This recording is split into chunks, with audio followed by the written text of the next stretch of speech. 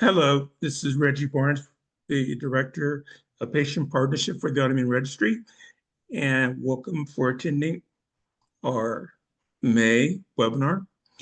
We have the great privilege of having Kasey Minnis, the Executive Director of MS Focus, the Multiple Sclerosis Foundation. And Kasey is a veteran in the patient space. She's been the director since 1993, serving several roles from information technology to communication and operation. She has co-authored multiple papers and research. She's been the media liaison for the foundation with the WebMD, Everyday Health, Healthline. And she's also a chronically ill patient with disabilities.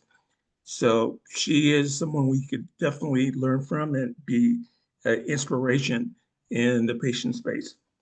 With that, Kasey, I'll turn it over to you. Thank you so much, Reggie. I'm very happy to be here. Just to give people a little context about our organization, MS Focus, the Multiple Sclerosis Foundation, is a patient service organization. Our role in the MS community is to provide the services that people with MS need to get through each day. We help by providing services like home care, emergency financial assistance, neurology visits, and transportation. It's been my privilege, as Reggie said, to be with the organization since 1993. I do not have MS, but I do have five autoimmune conditions, and I do consider myself a part of the disabled community.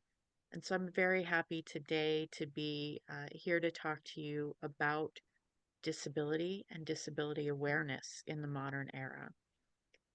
So now we'll go to our next slide.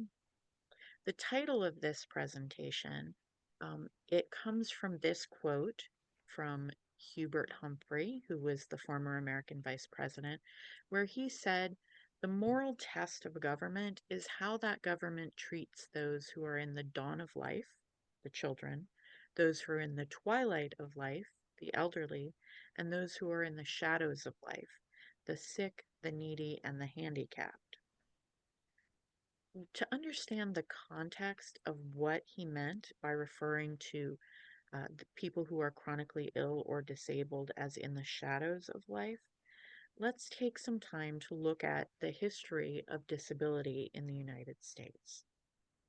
So, as you see on our next slide, a brief history of the disabled in America. Um, I'm not going to, in the interest of time, go into the attitudes of people toward disability throughout recorded history. But if you do have the time to look into it, it is pretty eye-opening. For one example, in ancient Rome, there was no word for disability. The word was simply monstrum, the same word used for mythical monsters. But to get the context of what Hubert Humphrey was saying, let's look at the 250 years of American history leading up to that point. So, the US as a political entity was founded during the Industrial Revolution. That was a time when the world moved from agriculture and artisans to machines and manufacturing. It was a time when there were long working hours, no safety regulations, very little access to medical care, so acquired disability became commonplace. This often left people who were disabled no recourse but begging to survive, and in a time that prioritized productivity, really that glamorized productivity, people with disability were objects of scorn. During the Civil War, attitudes changed a little bit. Um, Obviously, during the Civil War, as in any war, thousands of people became disabled, both physically and mentally. And in the post war period, the public's revulsion toward disability was at war with its patriotism. So this led to two very separate approaches. Um, First, asylums, or what we would today call long-term institutional care facilities, began to be opened for disabled veterans. The conditions weren't ideal, as you can see in the photo here, um, but at least this approach was intended with compassion. But shortly thereafter, the so-called ugly laws were passed in many cities: New York, Chicago, Portland, Denver. These laws sought to prevent begging by disabled people by making it illegal for a person with a visible disability to be seen in public. The law in Chicago referred to people who were, and this is a quote, diseased, maimed, mutilated, or in any way deformed so as to be an unsightly or disgusting object. In this instance, the disabled people were literally pushed into the shadows. Um, Asylums, by the way, didn't stop at Civil War veterans. This began the long history of warehousing disabled people in facilities variously called asylums, sanitariums, or wellness farms, a practice our current health secretary has expressed an interest in bringing back. Moving on to the next slide, um, we see that for some people, it wasn't enough just to hide people from disabilities from view. They went further. The 1907 Immigration Act not only prevented individuals with disabilities from coming into the country on their own, but it often prevented family members who had disabled family and wanted to care for them from being allowed to have them immigrate. Around this time also the American eugenics movement began.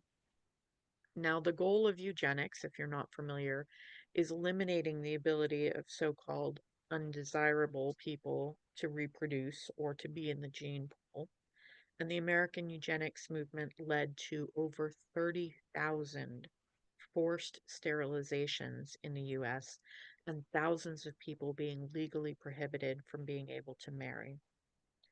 Motivated by sort of a devil's triangle of racism, elitism, and ableism, uh, these laws targeted the people they called feeble-minded, which was not just people with developmental disability or mental illness, but also conditions like epilepsy or addiction. And particularly, it was commonly used these laws to target people of color. So, as sort of shocking as this is to the modern sensibility, it wasn't a small, isolated practice. In 1927, the Supreme Court actually affirmed the constitutionality of these laws, with Justice Oliver Wendell Holmes coming out strongly in favor. Later in his book, Mein Kampf, Adolf Hitler cited the American eugenics program as an inspiration of his. While forced sterilizations trailed off after that, the procedure that's usually cited as the last of them took place in 1981. Also worth mentioning at this point is the Fair Labor Standards Act, which did accomplish a lot of good for American workers, but allows individuals with disabilities to be paid less than minimum wage, in some cases as little as $1 an hour, and that part of the law is still in effect some 80 years later. Now, on our next slide, um, you can see that at the time, disabilities were very much in the shadows. But in the few years before Hubert Humphrey's comment, that's when a change was starting to build. Between 1968 and 1976, federal buildings were made to be accessible. Curb cuts were included in an infrastructure bill for highways. Wheelchair lifts for buses were included in a transportation bill. Disabled parking was introduced. Laws affecting schools and colleges' accessibility were enacted. The Supreme Court ruled that people with mental illness could not be institutionalized or held against their will unless they were a danger to themselves or others. These changes didn't spring from a sudden shift in public thinking. beginning in the early 1960s, people with disabilities began to organize. The disability rights movement was taking root through protests, advocacy campaigns, sit ins, even a 26-day occupation of a government building by people with disabilities. These groups began fighting for civil rights, refusing to be pushed into the shadows any longer. Next slide. So, 13 years after Hubert Humphrey's comment, the disability community took a big step into the light with the passage of the Americans with Disabilities Act. This is really groundbreaking law, though I think today so often we take it for granted, because for the first time, people with disabilities were actually guaranteed their full civil rights. It made it illegal to discriminate in employment, public facilities, businesses, transportation, telecommunications. Before that, it was perfectly legal if you rolled into a job interview in a wheelchair to say, "Oh, I'm not hiring a disabled person." It was perfectly legal to say, "Oh, I'm not giving you housing if you're disabled." The last major group to get their full civil rights were individuals with disabilities. And in passing this bill, it normalized the idea that people with disabilities should be participating in society and not hidden in the shadows. So, where are we now? Just like civil rights, the Civil Rights Act didn't solve racism, the ADA hasn't solved ableism. People with disabilities still face many obstacles on a daily basis, and institutional ableism is still a major issue. But this law led the way to opening up our views of disability, which is a large part of what I really want to talk to you about today. In part, it did this because the ADA answers a really vital question: who is disabled? Let's dive into that with the next slide. So, when we consider the term disabled, many of us think automatically of wheelchair users, amputees, or people who are unable to work. But that's not how the law defines disability. It includes anyone with a physical or mental impairment that limits their major life activities. So, what are these major life activities? As you see on the right, it's more than just working and walking. It encompasses not just daily activities like eating, grooming, sleeping, movement, and work, but also major bodily functions like impairment of the immune system, impairment of the digestive system or the elimination system or the respiratory system. It also includes conditions that not just those that prevent you from doing the activities that it mentions, but also conditions that change the way you have to do those things. But what if you have a condition that qualifies, but you only have it intermittently? If you are disabled, but you don't have these impairments all the time. Well, as we see in the next slide, this law basically introduced the concept into law of dynamic disability, as well as perceived disability and discrimination based on association with disability. So let's explore these. Dynamic disability is expressed by the inclusion of that first bullet point there on the right, a history of disability even without current disability.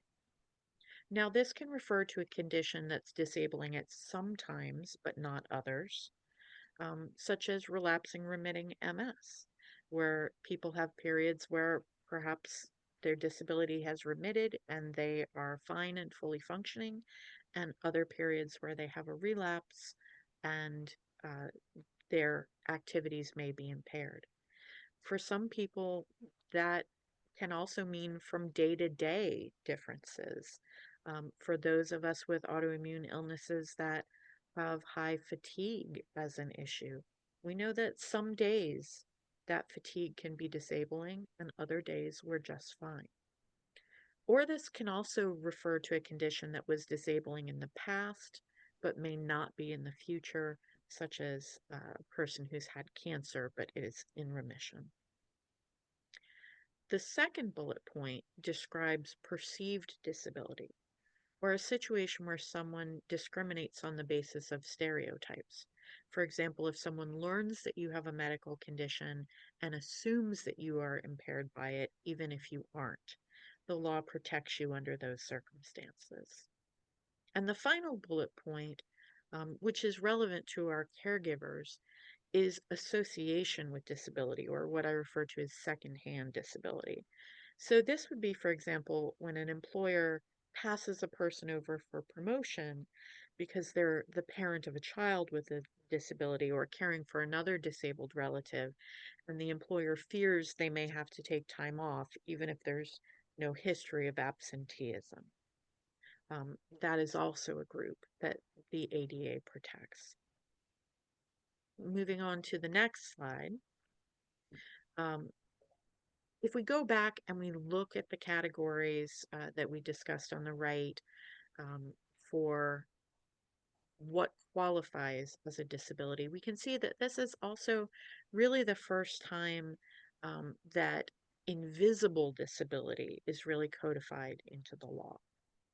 Previous legislation that we talked about earlier mainly focused on structural barriers for people with mobility related disabilities, intellectual disabilities, or um, loss of sight or hearing.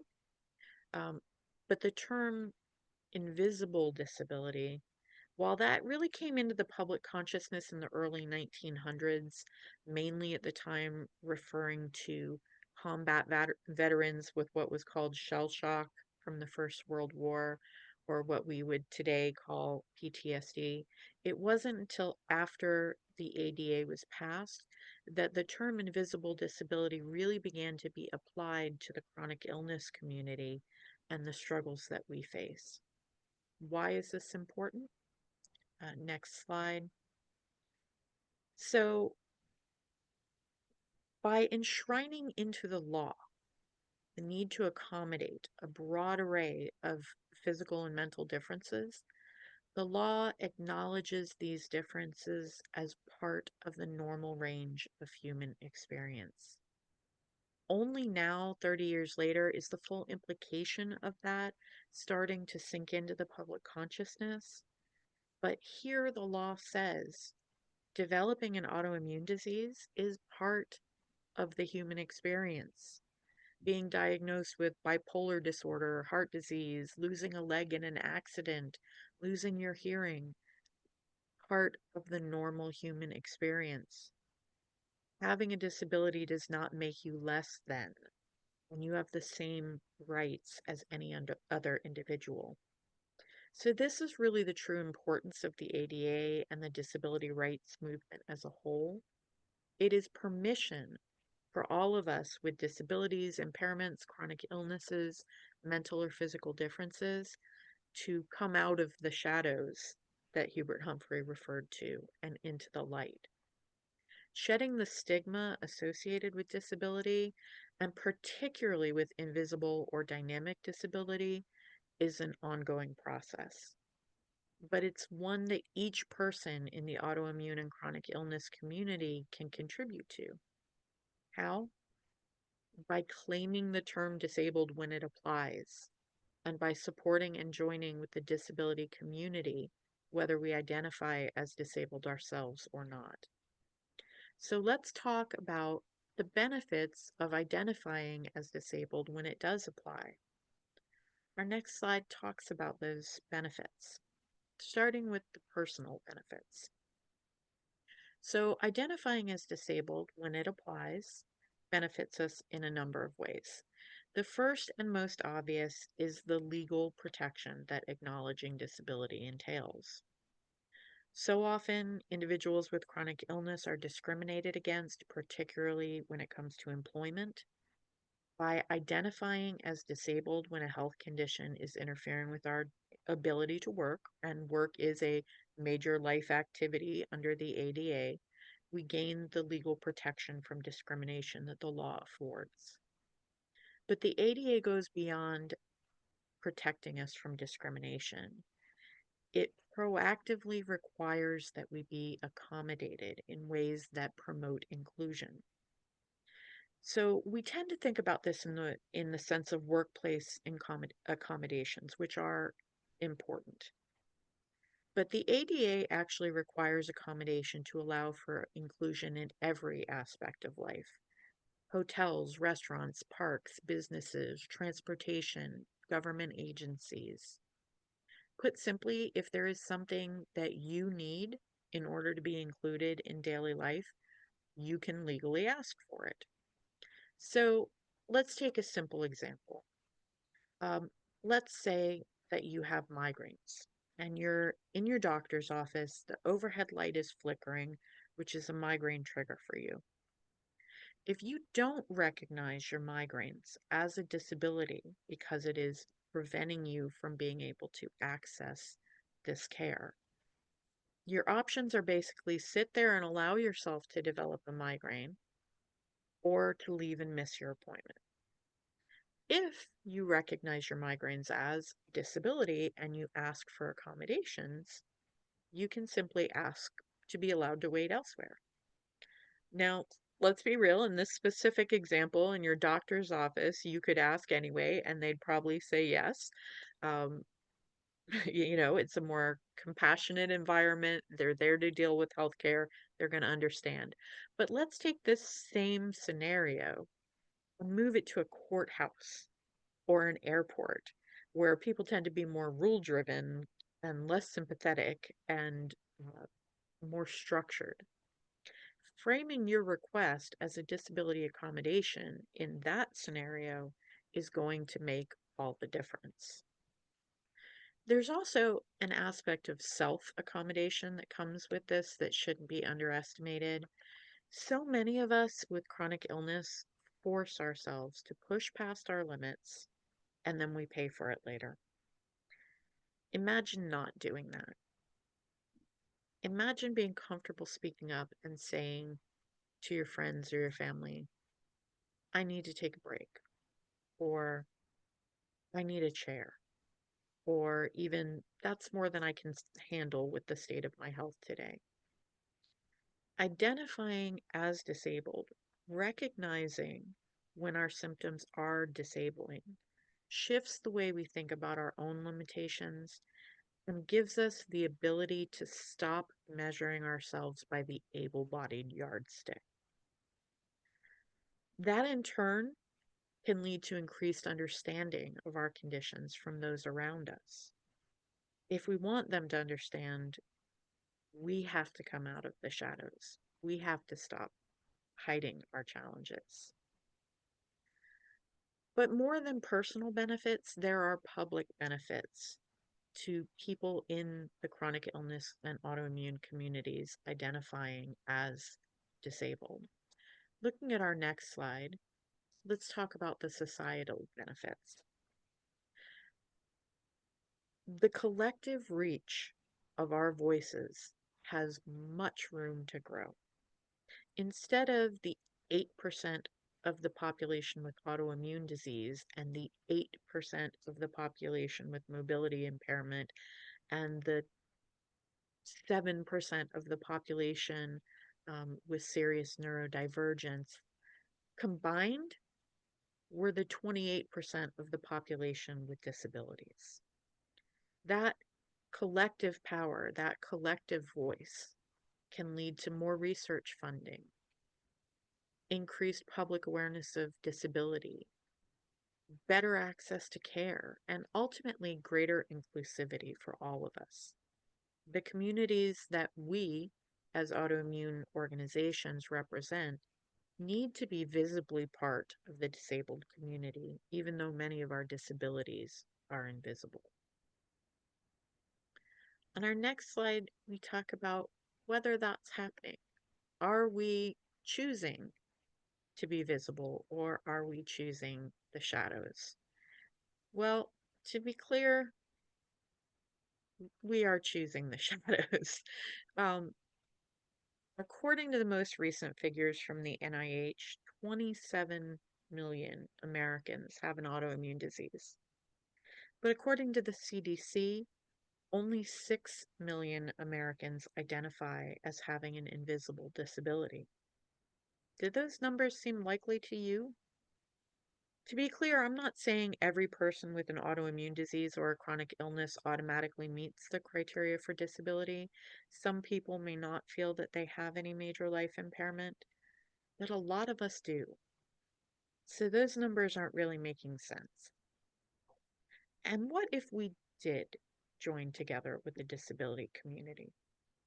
Imagine how large an impact an extra 20 million Americans speaking up about the rights of the disabled could have. Imagine how our culture could change if an additional 20 million people began to push for accommodation and inclusion. The disability community needs you. It needs the members of your community to create that progress for all of us. So, in our next slide, we're going to talk about why people don't identify as disabled, even when they do meet the definition of disability under the ADA. There are a few reasons. Often there's an issue of internalized ableism. To be blunt, we don't want to be disabled because we think being disabled is bad. That somehow a disabled life is worth less than an able life, or that we're just weak or not trying hard enough. These are messages that we get about disability from our society, and it can take some time to unlearn the ableism that's ingrained in our culture.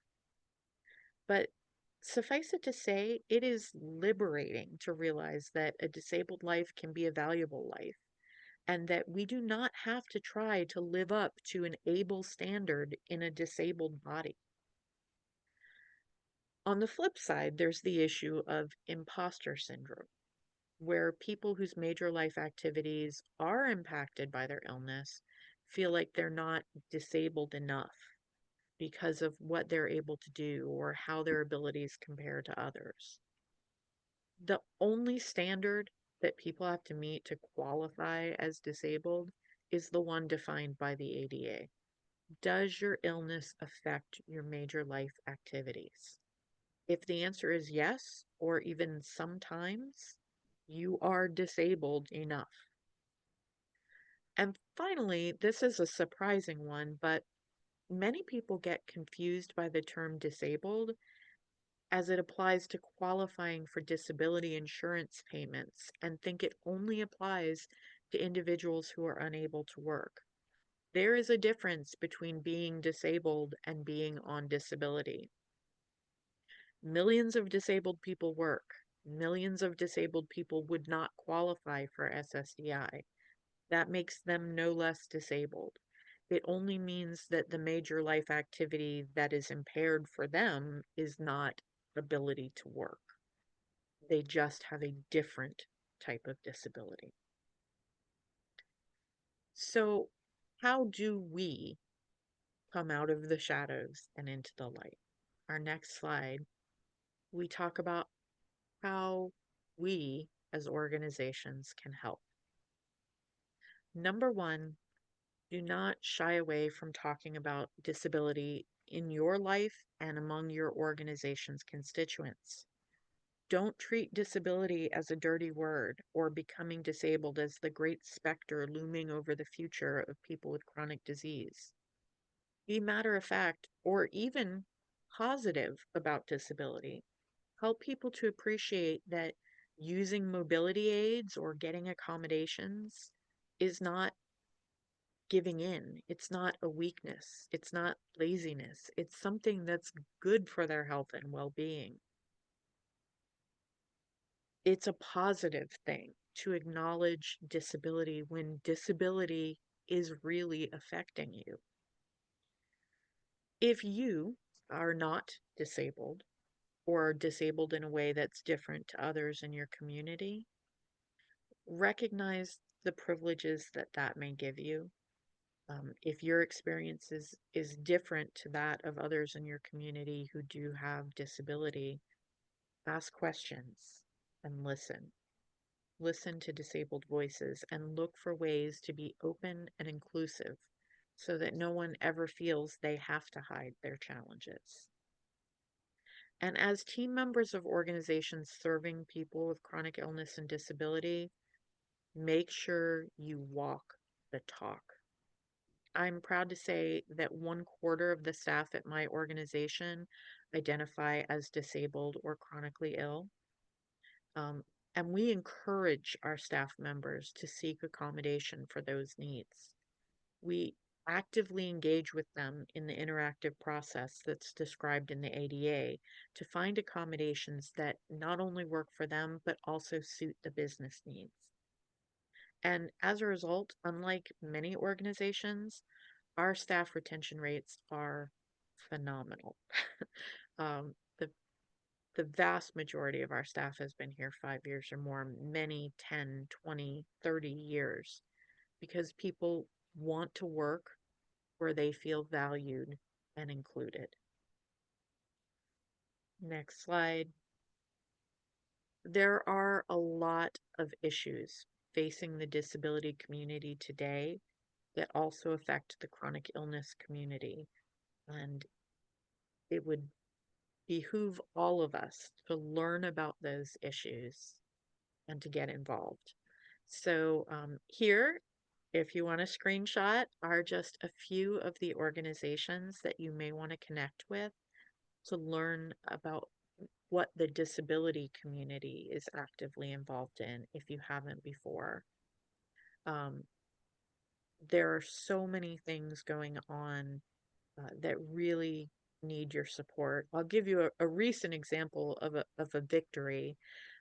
Recently, there was a challenge to Section 504, which is a law that many of us who have children in school with disabilities are familiar with because our children may have a 504 plan.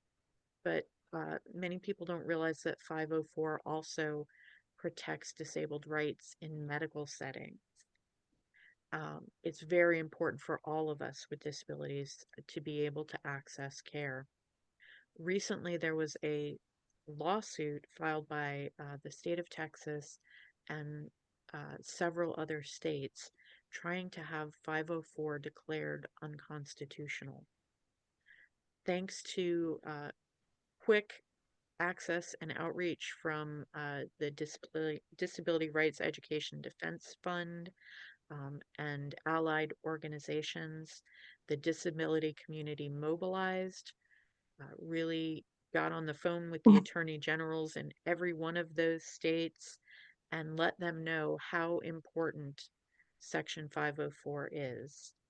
And the constitutional challenge to 504 was successfully removed from that lawsuit. So many people that our organization spoke to in the chronic illness community weren't even aware that this major challenge to their ability to access healthcare was taking place. So that's one example of why it's important to connect with the disability rights community. These are some great organizations that stay on top of um, advocacy issues, legislative issues that are happening, and can help you know how to get involved and how to introduce these topics to your patient communities.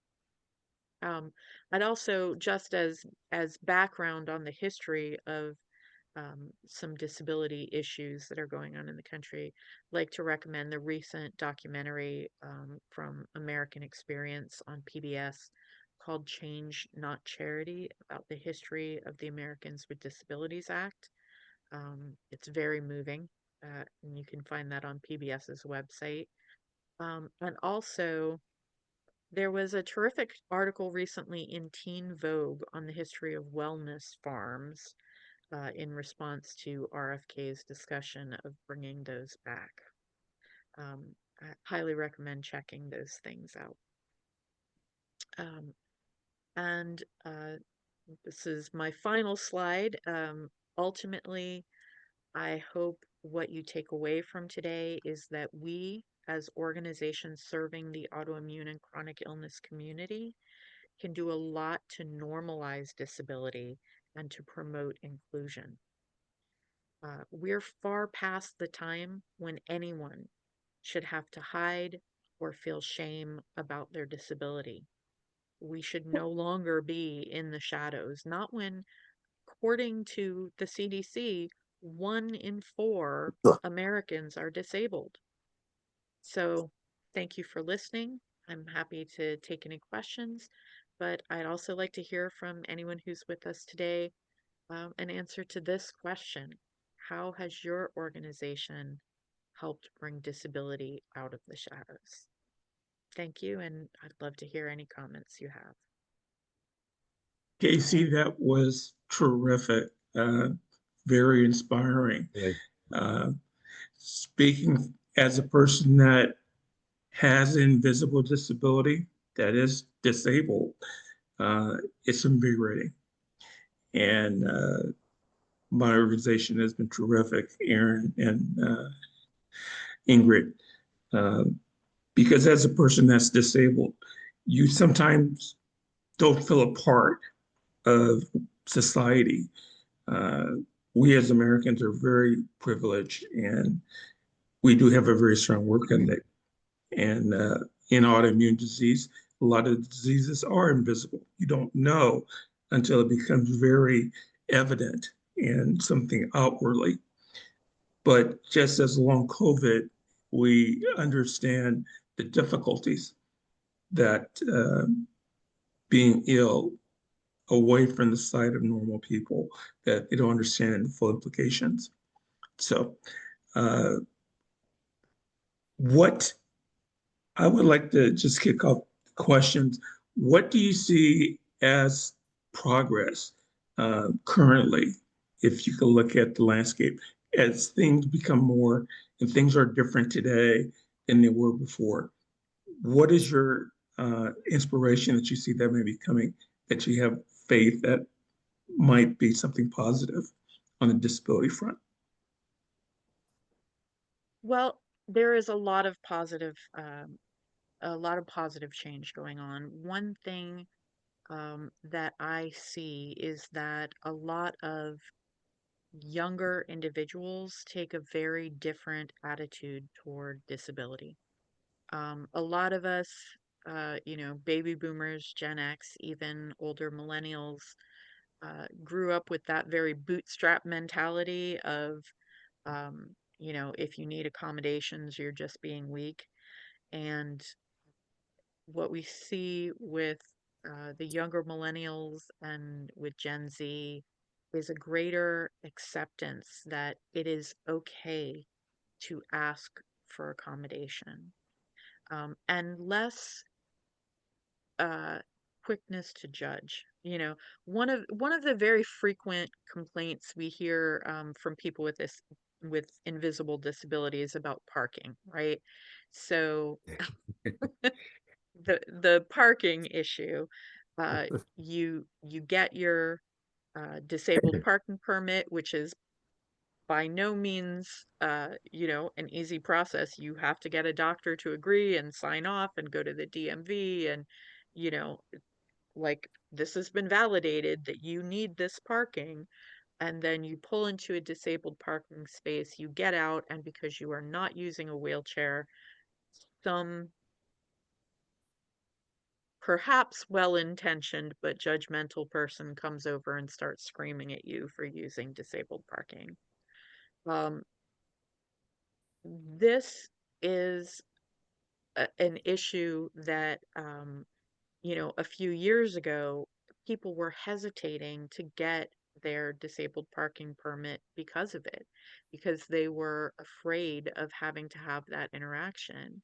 And now I see, particularly with the younger generations, but spreading out because we're all connected on social media, um, people who prepare a response ahead of time, who know what they're going to say and how they're going to handle it, if something like this situation comes up. And so there's that sort of uh, meme in a way, that contagion idea where people are learning from other people how to handle this, and that is helping to shift attitudes. Um, so I think that the more we we come together as a community, the more we have these conversations, the more we talk about disability and normalize disability, the easier it gets for everyone. And it is inspiring to see the young people leading the way. Wonderful. We have a question for you. How would the passage of the budget bill today with limits to SNAP and Medicaid affect those with disabilities? Coming from Natalie. Very important question. Um, this is, if you were to go to the various websites that were listed on my second to last slide, all of these organizations for people with disability, and look at the advocacy issues that they're talking about right now, the major issue for most of those organizations are the budget cuts to Medicaid. Medicaid and SNAP are essential to life for so many individuals with disabilities. And it's important for those of us who don't rely on Medicaid or Social Security disability or SNAP at this point to realize that changes in our health can very quickly take us to the point where those are essential services for us as well. Um, Reducing the budget for Medicaid, which already in so many states is providing insufficient access to care, is a major concern. And I hope that all of our organizations are taking notice and joining with the disability community um, to address this issue. Wonderful, wonderful. Aaron, do you have a question? Actually, yeah, and kind of an observation. Now, Kasey, that was a fantastic presentation. The history was really interesting. I didn't know a lot of that stuff. I don't know about anybody else, but I learned a lot. Um, the chat and the other thing you put in there that I thought was really interesting is the ableist uh, internal ableism of disabled people. And I now, and I say my parents aren't disabled. They're in their 90s. My mother has an autoimmune disease, but it's not disabling. But they were in an airport recently, and they were uh, somebody they had arranged for two wheelchairs for them to make a connection that was across the airport. And they had two wheelchairs, but only one person to push a wheelchair. So my dad put his stuff in uh, into the extra wheelchair and pushed it across to their gate they were making. But my dad would never. I'm surprised that he asked for a wheelchair because he is one of those people who wants to deny that he has a disability. Um, but and that's another problem is that disability isn't an off or on. It's a real continuum. And that's what makes it hard, especially for these invisible disabilities like fatigue. Fatigue is a serious disability that is dramatically underestimated by those who don't have it. And Absolutely. my fatigue is not Ingrid's fatigue, for example, when she's knocked down by her Sjogren's. And I think, and because it's a continuum, it's really hard for people to appreciate. Do you have any thoughts on that and how we can address that? Yeah, I think that really educating people about the ADA definition of disability is really a helpful starting point. That's really where we've taken it with our community of people with MS, because there are so many misunderstandings about what disability means. Primarily, so many people who just really believe that the only meaning of disabled is that you can't work or you can't walk. And um, disability really is about having a health condition that interferes with your life or significantly changes the way that you have to do things. If having a health condition is stopping you from doing any part of your life, if it's making you not go out to social engagements because you don't know if you're going to be able to find a bathroom, or uh, not want to commit to doing a volunteer assignment that you would love to do because you don't know if you're going to have the energy on a day, that's a disability. That is interfering with your ability to live your normal life. Recognizing it as a disability is a good thing because Yeah. that allows you to think about how to accommodate it. But it comes back to this same thing where um, people view being in a wheelchair or having to use a cane as the most horrible thing that can happen to you. Hmm. When people are diagnosed with MS, usually one of the first things they ask is, am I going to end up in a wheelchair? Because they can't conceive of their life being in a wheelchair continuing.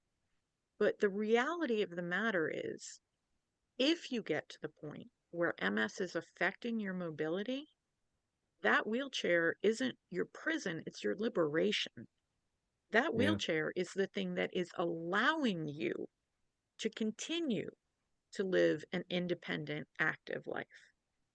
And so we have to shift the way that we think about disability from stopping us from doing things to the fact that acknowledging our disability allows us to accommodate it and continue to do things.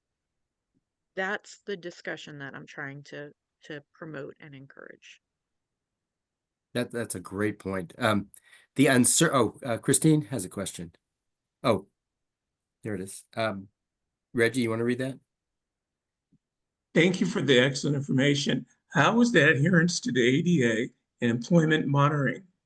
Is there a different application or expectation by size or organization? And how can job applicants assess whether disclosure will affect their prospects? Got a couple of questions in there. So, starting out, how is adherence monitored? The main way is through the EEOC, the Equal Employment Opportunity Commission, and individuals making complaints. A lot of people think that if you experience discrimination from an employer, that your only option is to file a lawsuit. That's not the case. You can, for free, file a complaint with the Equal Employment Opportunity Commission.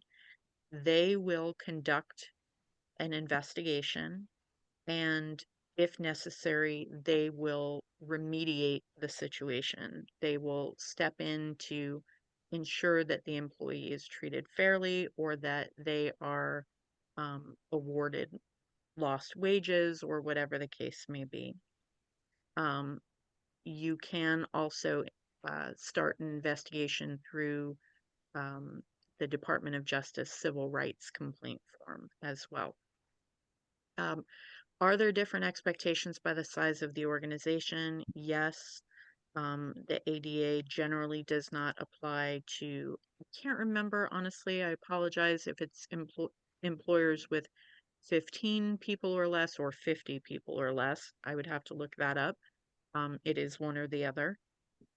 But most businesses, as employers, are covered. And of course, just because an employer is not legally required to comply with the law does not necessarily mean that they will not be willing. Disclosure, when to disclose uh, a an, a chronic illness or disability is a challenging thing. Obviously, those with visible disabilities do not have an option. Um, but the ADA does also guarantee that it applies during the hiring process. And if someone feels like they have been discriminated against by a potential employer, they can also file through the EEOC. Most disability advocates will recommend that you do not actually, if you have that able passing privilege, that you do not actually discuss your accommodation needs until after you have been made a job offer, Mm. so that there's no hidden discrimination happening during the hiring process. If you have accommodation needs, you are safe to discuss that after an offer has been made. They cannot rescind an offer on the basis of your disability. When you do ask for accommodations, you do not, under the ADA, have to reveal your diagnosis.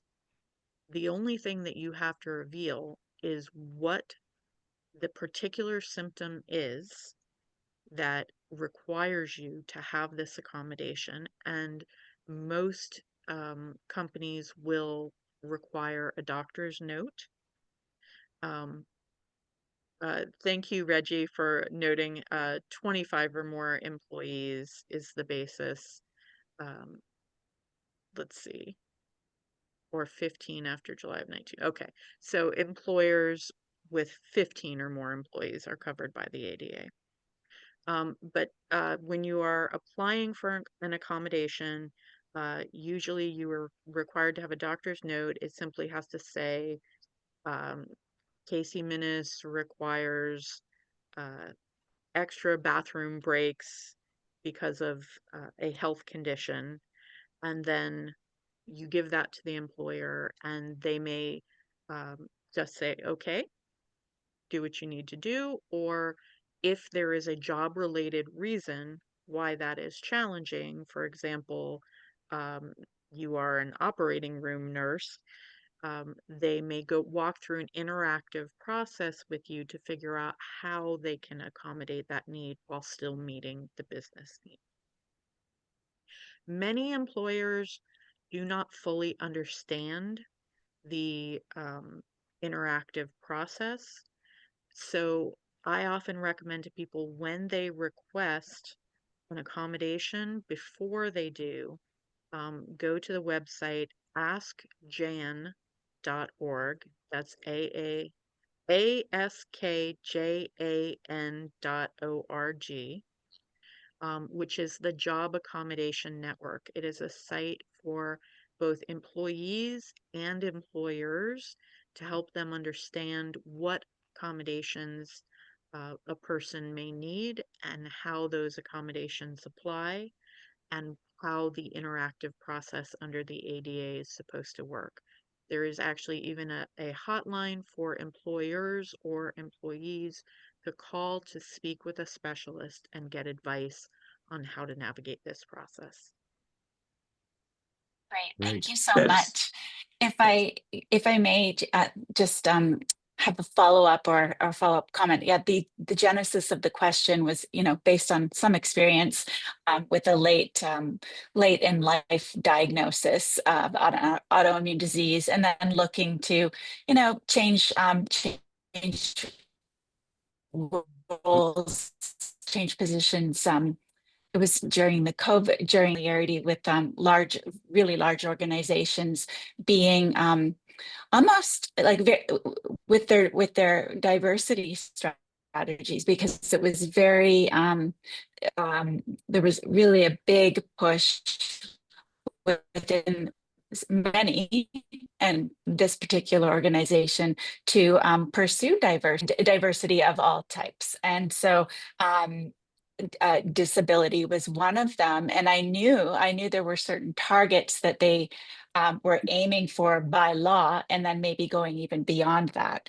And so with that understanding, and then finding myself in a situation where and so there's the that was really valuable information about disclosures in, say, an application process that I think many people with autoimmune conditions and other disability causing conditions, invisible disability causing conditions, could really benefit from the dissemination through those organizations. But so my point was that now, like, there are like a lot of people pursue jobs. It's very much through like LinkedIn, or it's very much through online applications, and there's a box to check. And so it left me at the time wondering, how are people supposed to interpret this? They always say that it's not